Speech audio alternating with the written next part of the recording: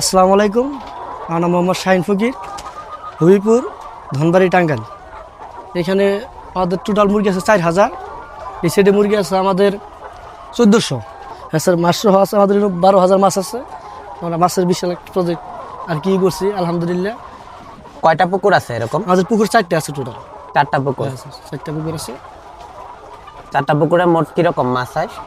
4টা পুকুরে আমার প্রতি মান্থলি আমরা প্রতি ইয়ার বিক্রি করি আমরা 40-45 লাখ টাকা মাছ বিক্রি করি।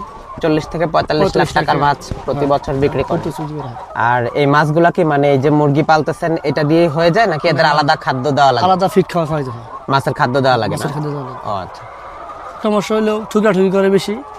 এক মুরগি প্রতিদিনই 3-4টা করে মুরগি ঠুকরাঠুকি করতেছে, তার জন্য সমস্যা হইতেছে। আমি প্রায় সময় আপনাদের কাছ থেকে একটা অভিযোগ শুনি, যে এই অভিযোগটা হচ্ছে যে লেয়ার মুরগি যারা পালেন, যে মুরগিগুলা একদম নতুন বয়সে, মানে দেখা যায় 25 থেকে 30 সপ্তাহ বা 35 সপ্তাহ এরকম বয়সের মুরগিগুলা প্রায় সময়ই একটা দুইটা, অনেক দিন থেকে এরকম একটা দুইটা করে দেখা যায়। বিশেষ করে মুরগিগুলা সন্ধ্যার পরে রাত্রেবেলার দিকে মারা যায়, আবার কখনো কখনো সকালের দিকেও মারা যায়। এই অবজেকশনটা আপনাদের কাছে অনেক সময় পাই। তো বেসিক্যালি এখানে অনেক ধরনের সমস্যা থাকতে পারে, বাট তার মধ্যে একটা সবচেয়ে গুরুত্বপূর্ণ সমস্যা হচ্ছে মুরগির ক্যালসিয়ামের ঘাটতি। এখন আপনারা যে খাদ্যটা খাওয়ান, এই খাদ্যের ভিতরে অবশ্যই ক্যালসিয়াম দেওয়া আছে। ক্যালসিয়াম যা কিছু দরকার, মিনারেল, অন্যান্য সবকিছুই তার এখানে দেওয়া আছে। কিন্তু হয় কি, মুরগি যখন এরকম নতুন প্রোডাকশনে আসে, একদম ফুল প্রোডাকশনে আসে, এই সময় মুরগির ডে বাই ডে প্রত্যেক দিন তার ক্যালসিয়ামের চাহিদাটা অনেক বেশি বেড়ে যায়।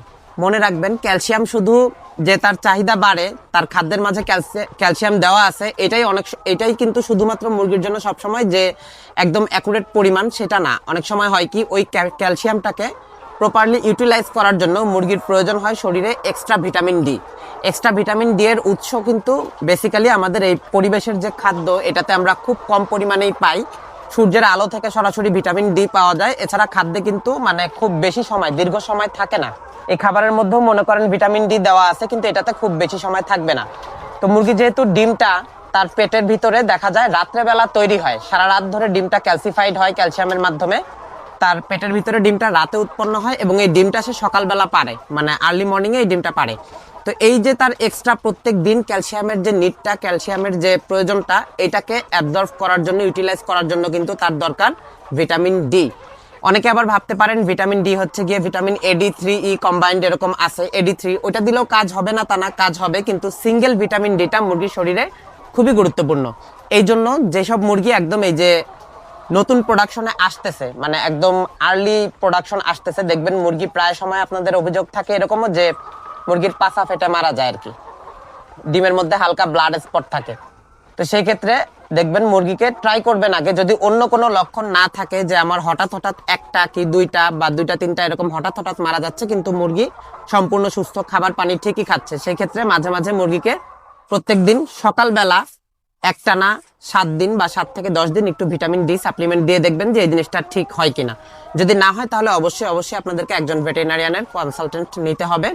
তো যাই হোক, আজকের মোদ্দা কথা হচ্ছে গিয়ে, ফার্মে কিন্তু মুরগি একদম সুস্থ স্বাভাবিক থাকলেও এলে আর্লি প্রোডাকশনে আসা যে মুরগিগুলা, এদের শরীরে এক্সট্রা ভিটামিন ডি এর ঘাটতি থাকে, এবং এই ভিটামিন ডি এর ঘাটতি থাকার কারণে কিন্তু প্রায় সময়ই দেখা যায় মুরগি এই পাছা ফেটে মারা যায়, এবং একটা দুইটা করে দীর্ঘদিন যাবত এরকম মরতে থাকে। তো সবাই ভালো থাকবেন। বলছিলাম হবিপুর, ধনবাড়ি থেকে। আসসালামু আলাইকুম, হ্যাপি ফার্মিং।